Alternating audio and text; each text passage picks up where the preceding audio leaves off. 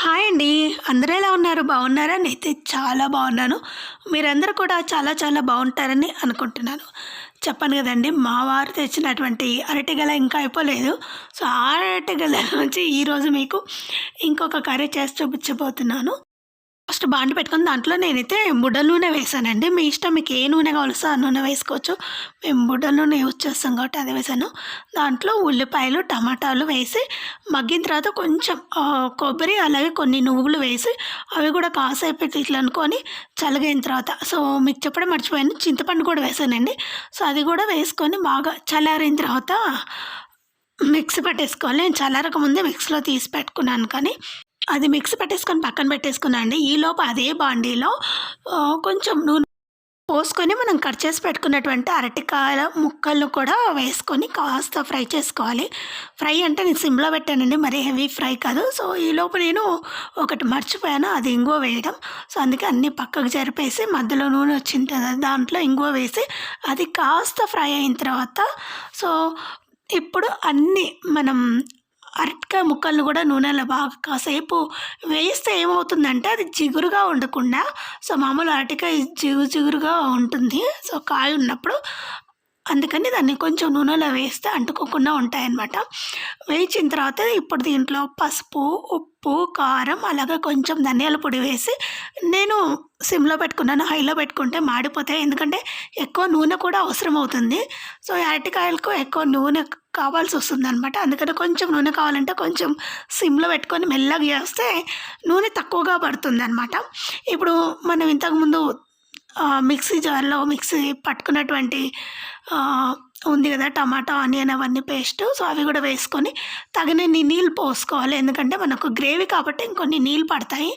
నేను 2 మిక్సీ జార్‌లో నీళ్ళు పోసుకొని తర్వాత దాంట్లో కొంచెం బెల్లం వేసాను. ఎందుకంటే మనం చింతపండు వేసాం కాబట్టి కంపల్సరీ బెల్లం వేయాలి. కాసేపు మూత పెట్టుకుంటే అయిపోయింది. అరటికాయ గ్రేవీ కర్రీస్ రెడీ అనమాట. ఇది అస్సలు తింటుంటే పన్నీర్ కర్రీ లాగా అనిపించింది నాకు. మా పాపకు, మా వారికి చాలా చాలా బాగా నచ్చిందనమాట. నేను ఎప్పుడు చేసే ఫ్రై కంటే ఈ కర్రీ చాలా చాలా బాగుంది. నేను ఇంతకుముందు కూడా చేసి చూపించానండి. అది వైట్ గ్రేవీ అనమాట. అంటే వైట్ కలర్‌లో వచ్చింది. పెరుగేస్తే వైట్ కలర్‌లో వస్తుంది. అలా పెరుగేసుకోకుండా కూడా ఇలా వేసుకొని చూడండి. అంటే డిఫరెంట్ టేస్ట్ అనమాట. ఒక్కొక్క దానికి ఒక టేస్ట్. అది ఇంకా బాగుంటుంది. ఇది ఇంకా చాలా చాలా బాగుంటుందనమాట. చెప్పాను కదా! మనం వేసేదాన్ని బట్టి వేరుగా ఉంటాయి. నేను అరటికాయ కర్రీలోకి ఈరోజు జొన్న రొట్టె వేస్తున్నాను అండి. నేను ప్రతిరోజు జొన్న రొట్టె చేస్తాను కంపల్సరీ. చెప్పాను కదా! ఒక శనివారము, సోమవారము అలాగే అమావాస్య అలా ఉన్న రోజు మాత్రం నేను రొట్టె చెయ్యను. ఈరోజు కూడా ఇది ఈ వీడియో వచ్చేసి థర్స్‌డేదనమాట. థర్స్‌డే రోజు నైట్ జొన్న రొట్టె చేస్తున్నాను. ఫస్ట్ కర్రీ అయిన వెంటనే రొట్టె చేసేసుకుంటే ఇది వేడి వేడిగా సర్వ్ చేస్తే సూపర్‌గా ఉంటుందండి. చల్లగా తిన్నప్పుడు బాగుండదా అంటే అప్పుడు కూడా బాగుంటుంది. కానీ వేడిగా తింటే ఇంకొంచెం టేస్ట్‌గా ఉంటుందనమాట. అంటే ఈ చలికాలం కదా! అప్పుడు కొంచెం వేడివేడిగా తింటే చాలా బాగుంటుంది. రొట్టె కూడా బాగుంటుంది. జొన్న రొట్టె కూడా అంతే. మనం చల్లగా తిన్నా బాగుంటుంది, వేడిగా తిన్నా బాగుంటుందనమాట. సో, ఈ నేను ఆల్రెడీ మీకు జొన్న రొట్టె ఎలా చేయాలో ఆల్రెడీ మీకు చాలా సార్లు వీడియో షేర్ చేశానండి. అయినా సరే ఒకసారి లింక్ డిస్క్రిప్షన్‌లో మెన్షన్ చేస్తాను. ఒకసారి చెక్ చేయండి. అందరికీ చేస్తూ చేస్తూ పెట్టేస్తాననమాట. మేము ముగ్గురున్నప్పుడే కాదు, అందరున్నప్పుడైనా సరే అందరికీ వేడివేడిగా చేసి పెట్టేస్తాను. ఫైనల్‌గా నేను తింటున్నాను. ఆల్రెడీ ఇద్దరు తినేసారనమాట. లాస్ట్‌లో నేను పెట్టుకుంటున్నా కాబట్టి ఆ గిన్నె సగం అయిపోయింది. నేను మార్నింగ్ చేసినటువంటి పప్పు కూడా ఉందండి, టమాటా పప్పు. అరటికాయ కర్రీ కూడా ఉంది కాబట్టి అరటికాయ కూర రేపటికైనా సరే ఏం కాదనమాట. ఫ్రిడ్జ్‌లో పెట్టేస్తాం కదా! అయినా పులుపు ఉంటుంది కాబట్టి అసలేం కాదు. మార్నింగ్ కూడా తినొచ్చు. అందుకని వండే పప్పు అని మాత్రం పప్పు వేసేసుకుంటున్నాను. నేను తింటున్నాను. ఎవరైనా తినకపోతే రండి మనందరం కలిసి తిందాం. మీ అందరికి ఒక పెద్ద అప్డేట్ ఇవ్వాలండి. అదేంటంటే మేము మా ఫామ్‌లో హౌస్ కడుతున్నాం అనమాట. దాన్నే ఫామ్ హౌస్ అంటారు కదా! ఫామ్ హౌస్ అంటే మరీ పెద్ద పెద్ద ఫామ్ హౌస్‌లు కాదండి. మేము ఎప్పుడన్నా వెళ్ళడానికి, ఉండడానికి కట్టుకున్నటువంటి ఫామ్ హౌస్ అనమాట.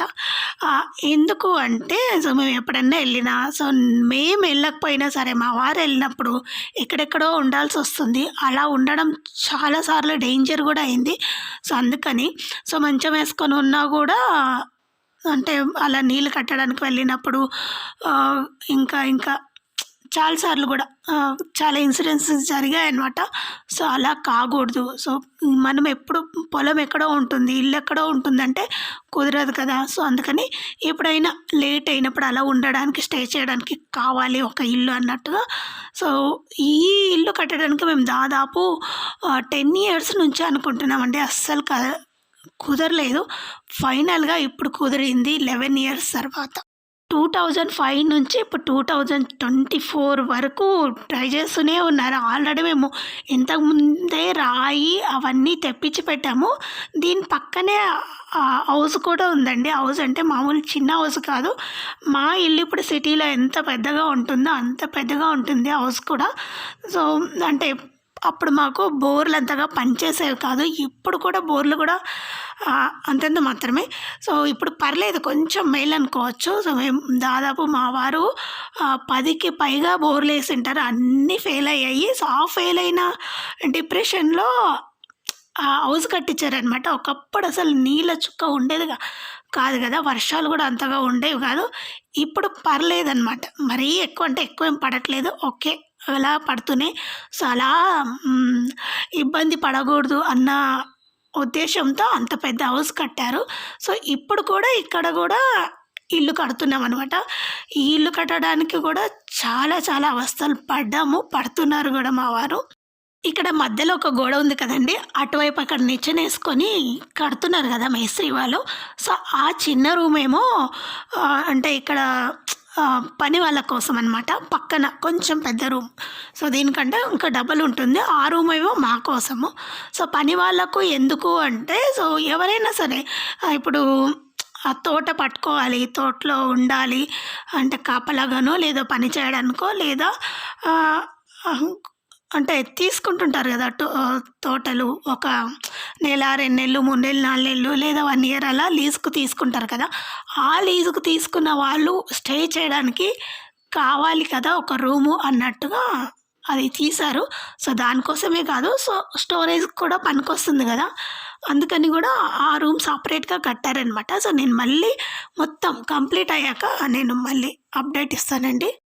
ఈ డోరేమో తూర్పు ముఖంగా ఉంటుంది. సో, వెనకాలంతా కొంచెం ఆ ప్లేస్ ఉంటుంది. వెనకాల వైపు కూడా ఒక ఇల్లు ఉంటుంది. అది మనది కాదు. సో, పక్కన తోట వాళ్ళదనమాట. ఈ ఇల్లు స్టార్ట్ చేసి కూడా దాదాపు 2 మంత్స్ అయిందండి. సో, అప్పటి నుంచి అప్డేట్ ఇవ్వాలనుకుంటున్నా కానీ, సో, ఎందుకో అయిపోయిన తర్వాత ఇద్దాంలే అనుకున్నాను. మరి ఎందుకు ఇచ్చేద్దాం.